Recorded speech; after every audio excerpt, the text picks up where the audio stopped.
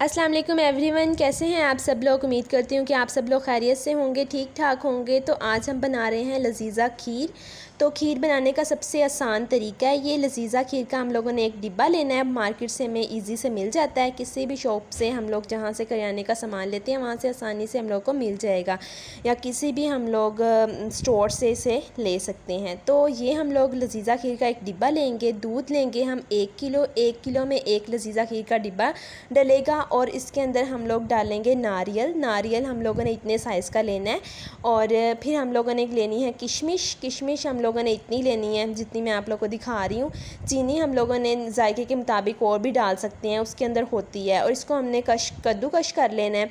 तो कद्दूकश करने के बाद हम लोगों ने इसे ऐसे रख लेना है। दूध को हम लोगों ने अच्छे से बॉयल करना है, फिर हम लोगों ने उसे पकाना है।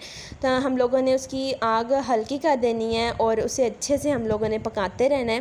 और उसके अंदर लजीज़ा खीर का जो डिब्बा था उसके अंदर पैक है वो उसको उसके अंदर डाल देना है हम लोगों ने दूध के अंदर। और उसको अच्छे से मिक्स करना है और साथ साथ उसको उसके अंदर डाल देना है। तो हम लोगों ने इसे 3 से 4 मिनट तक खिलाते रहना है जब तक ये अच्छे से इसके अंदर मिक्स ना हो जाए। और इसके अंदर चीनी भी होती है, सब कुछ इसके अंदर पहले से ही होता है। तो उसे हिलाने के बाद अब अच्छे से जब वो थिक हो गया तो उसके अंदर हम लोगों ने डालना है नारियल जो हमने कद्दूकश किया था।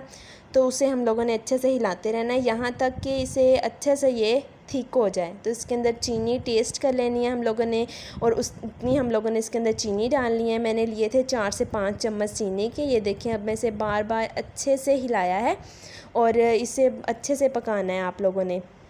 तो ये देखें, इसे पकाते रहना है। जब ये थोड़ा सा थिक हो जाएगा तो हम लोगों ने इसे अलग बर्तन में निकालना है। ये देखें, ऐसे करके आप लोगों ने देख लेना है कि ये कितना थिक हो गया है। ज़्यादा भी थिक नहीं करना और इतना ज़्यादा कम भी नहीं। तो इसे अच्छे से हिला लिया, फिर हम लोगों ने अलग बर्तन में निकाल लेना है।